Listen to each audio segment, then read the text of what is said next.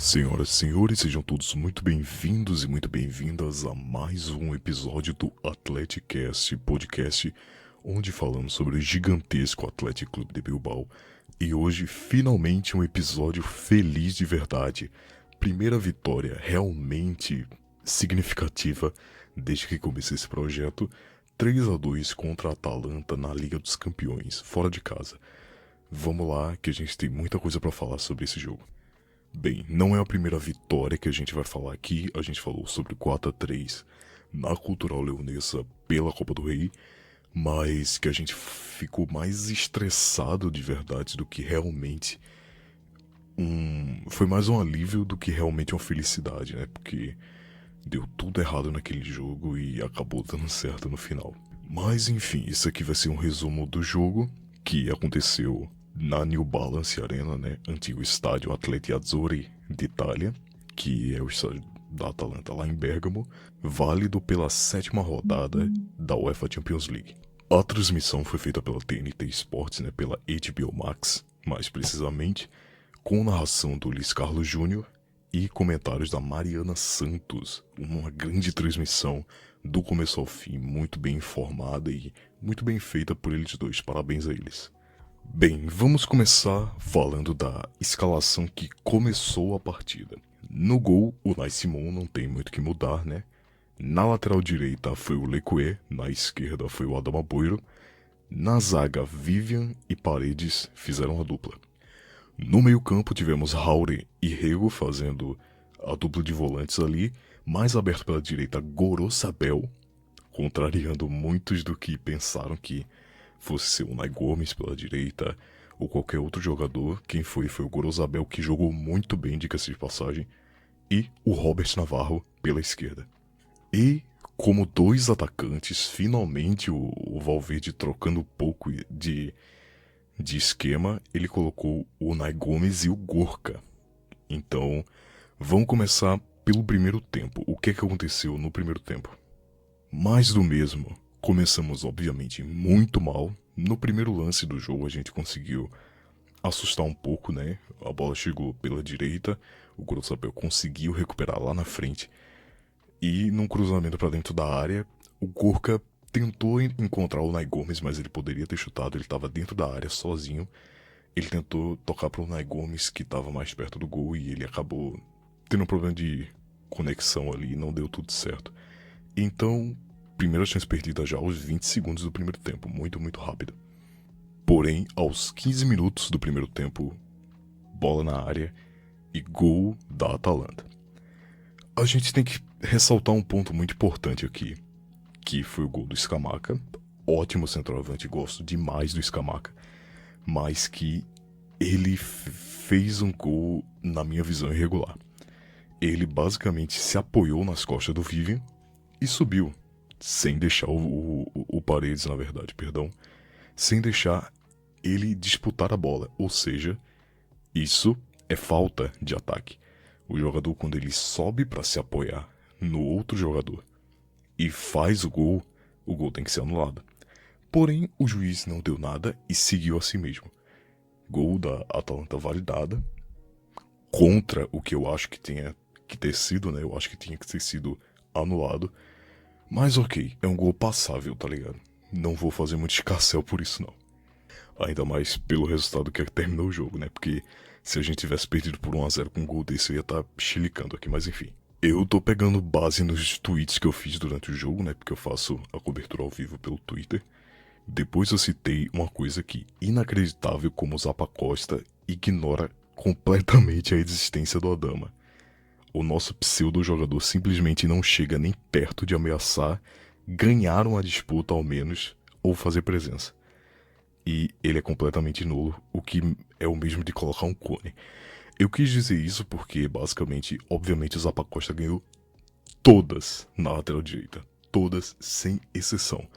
Ele foi do começo ao fim do jogo, sem errar basicamente nada lá no lado direito, fazendo cruzamento a rodo, fazendo infiltração toda hora, e o Adama não conseguiu parar ele nem sequer por um lance que seja, tá ligado? Ele não fez nada no primeiro tempo. Colocar um cone ali faria mais do que ele.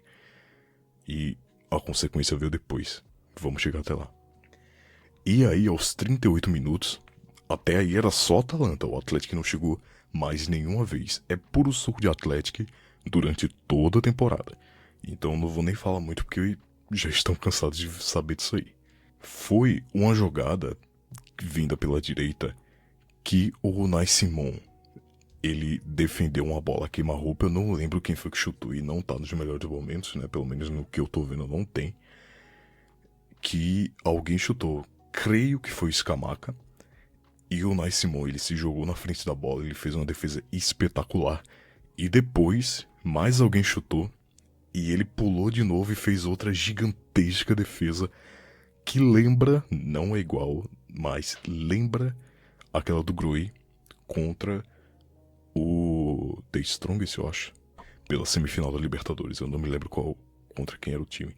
Mas, enfim, foi parecido com isso. Duas defesas que ele se jogou em cima da bola e pegou muito bem. Seria, com certeza, a defesa da Champions, essas duas aí em sequência. Mas que foram anuladas por conta do impedimento do De Ketelaere, se eu não me engano. Logo depois, aos 40 minutos, logo depois disso aí, gol da Atalanta invalidado por impedimento que foi por uma unha. Uma unha. Pouquíssima coisa mesmo. E o Paredes saiu bem, né? Apesar de, né? Enfim, ter quase dado condição pra ele, acabou não dando. E a Atalanta fez o gol, mas o Atlético conseguiu se safar por essa daí, porque saiu, pelo menos, no impedimento e não validaram o gol. Mas seria o 2-0. Logo depois, aos 42 minutos, uma bola para a área, se não me engano, Zappa Costa cruzou, né, numa falta que teve no lado direito. E o De Ketelaere, que é muito alto, tem 1,90, é um meia muito bom, mas que, né, eu acompanhei mais ele no Milan e ele é uma negação, assim, ele foi uma negação no Milan. Um péssimo jogador por lá, mas que na Atalanta tá se encontrando, né? Ele acabou subindo sozinho, de novo, dentro da pequena área, quase. Foi entre a marca do pênalti e a pequena área. E bateu de cabeça na trave. Cabeceou a bola e ela foi na trave, na verdade, né? E eu até coloquei aqui, pede WO Valverde, vai ser menos humilhante do que está por vir. Porque realmente, cara, foi bizarro, assim. O primeiro tempo da Atalanta foi avassalador e o do Atlético não foi absolutamente nada. Era desesperador realmente você ver o que estava acontecendo naquele jogo. Porém, a gente acabou tendo sorte no final, né? Sorte não, né? Juízo, mas também teve sorte. Aí eu coloquei fim de primeiro assalto, o Atlético respira por aparelhos, mas irá para o próximo round. Porque a gente realmente estava muito mal. Puro suco de Atlético, né? Não tem muito pra onde correr, a gente já sabe o que aconteceu durante toda a temporada e eu não vou precisar repetir.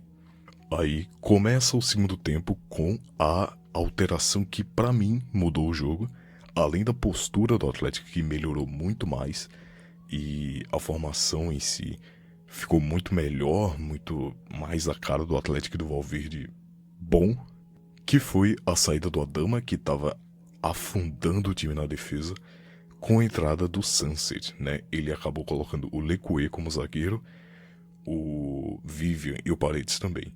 Então ficaram 3 zagueiros e o Gorosabel pela lateral direita, né? Pela ala direita, meia direita, e pela esquerda o Unai Gomes. Coisa que acabou dando certo. Porque aos 58 minutos, o Atlético já estava começando a ir um pouco melhor, tivemos o primeiro gol, o gol de empate do Gorka. Basicamente tivemos um lançamento do Lecue lá pra frente e o Robert Navarro conseguiu escorar de cabeça pro Gorka, né? O Navarro que conseguiu ganhar do zagueiro ali. E o Gorka, ele se enrolou ali no meio, né? Com o Jim City, que claramente se jogou. Foi vergonhoso o que ele fez ali pra tentar cavar uma falta. Obviamente não foi nada. O Navarro conseguiu ganhar de cabeça ali e deixou para o Gorka o gol livre. Então ele seguiu, o Karnezek saiu muito afobado e o Gorka com um simples toque no cantinho, com a maior classe e delicadeza do mundo, acabou marcando o primeiro do Atlético, ou seja, 1-1, empate no jogo, e a Atalanta tava melhor, tá? A Atalanta tava bem melhor, tava chegando mais no ataque. Há pouco tempo atrás tinha dado um chute de fora da área que passou muito perto da trave. Mas o Atlético conseguiu sim se impor nesse lance aí e acabou fazendo o jogo pegar fogo de fato, né? Que ficou 1-1 e os dois tinham que se expor. Até aquele momento o Atalanta estava conseguindo passar de fase, né? Estava em terceiro na colocação geral e o Atlético estava ficando fora. Com esse empate a gente chegou a ficar na 25ª posição, na porta, né, da classificação. Aí, logo depois do gol, aos 59 minutos, o Vesga e o Galaxy entraram para mudar o jogo. No meio-campo, eles começaram a ganhar todas, coisa que o Rego e o Raul não estavam conseguindo fazer. Eles dois saíram e eles dois entraram. Logo depois, aos 67 minutos, o Nico Serrano entra no lugar do Nai Gomes. E menos de 2 minutos depois, no seu segundo toque na bola, Nico Serrano faz o gol da virada do Atlético. Lembrando que na Europa League do ano passado, o Nico Serrano também fez um gol logo depois de ter entrado. Eu não lembro exatamente contra quem foi, vou pesquisar aqui. Foi contra o Ludogorets, acabei de ver. Ele fez o gol da virada do Atlético e ele gosta de fazer gol de virada de 2-1 fora de casa, em competição europeia, né? Porque é a segunda vez que ele faz. Num cruzamento espetacular do Navarro, mais uma vez sendo fundamental, dando a sua segunda assistência do jogo, né?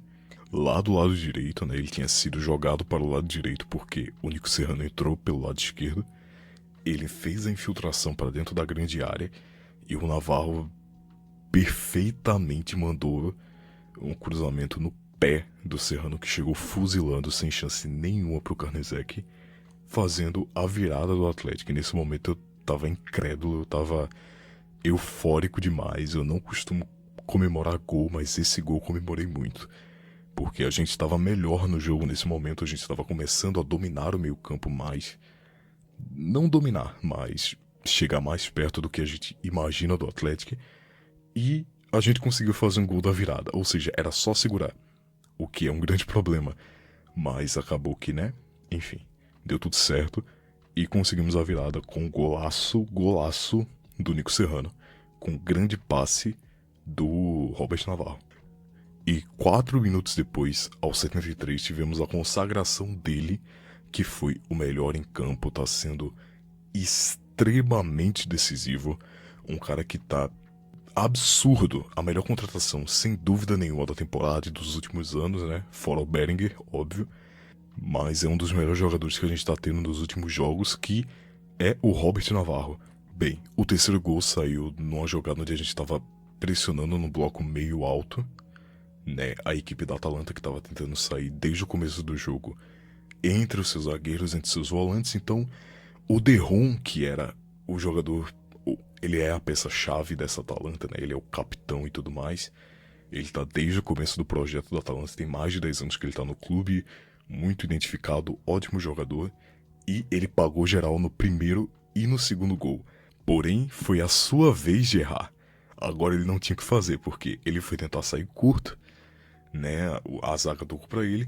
Ele tentou sair curto no meio de 3 e o Galaxy, inteligentíssimo e mais um grande jogo dele, ele interceptou o passe, ele conseguiu tocar para o Sunset, que estava mais para a faixa central de campo, né?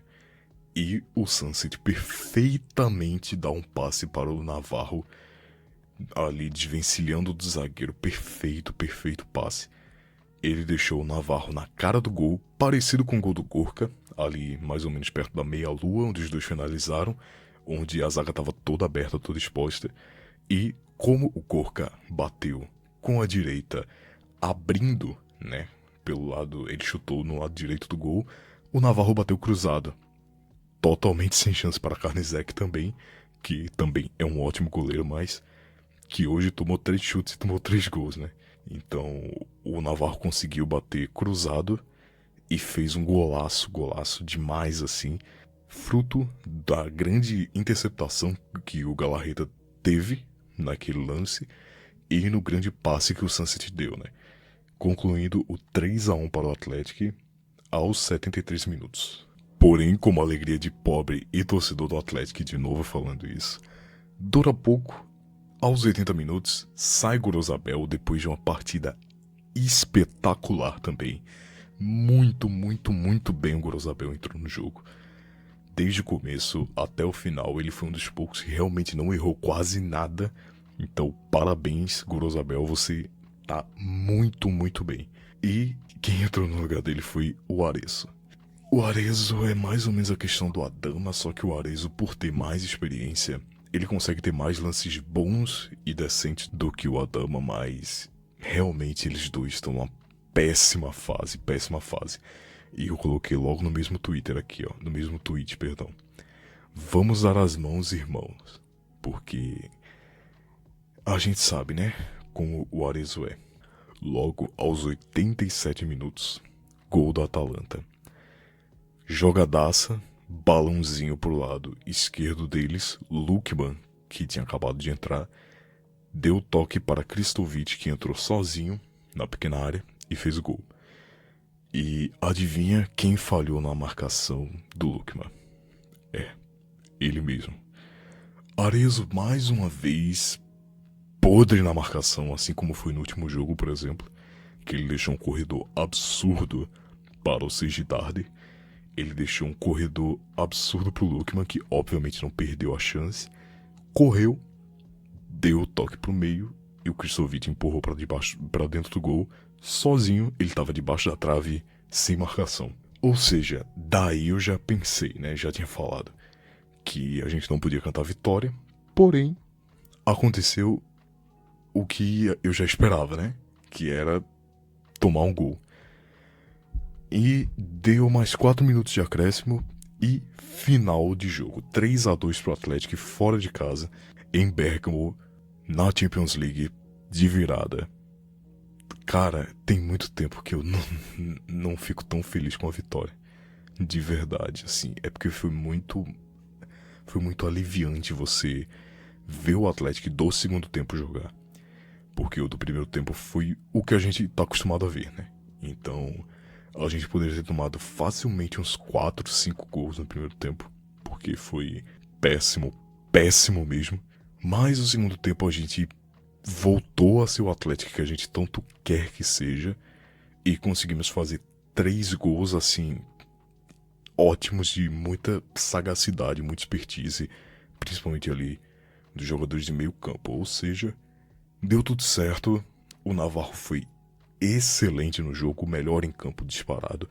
O Unai Simon foi ótimo. A dupla de zaga foi bem, apesar de tudo, né? O Vivian e o Paredes ainda tem jogos horrorosos de vez em quando. O Grosabel foi ótimo. O Adama foi muito, muito, muito mal.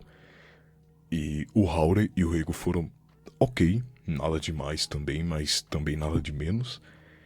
E o Vesga também entrou, deu uma segurança no meio de campo. Ele é um cara experiente, ele tem, né, esse ambiente que favorece ele, então ele foi bem e o Galaxy foi espetacular de novo.